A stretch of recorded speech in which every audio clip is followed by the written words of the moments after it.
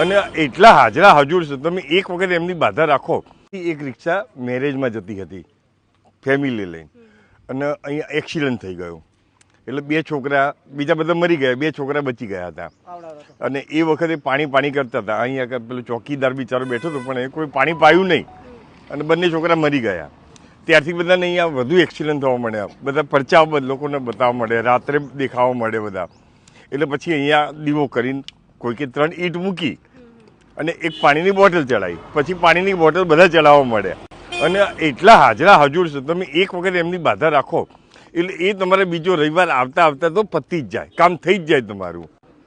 આવી તો હું ગેરંટી આપું છું. આ પાણીની બોટલો આટલી બધી પહેલાં પાઉચ હતો, તો પાઉચનો આટલો ડુંગર હતો, અને આજે પાણીની બોટલોનો આટલો ડુંગર છે. આ પાણીની બોટલમાં તમે પાણીની પ્રસાદ તરીકે પણ પી શકો છો.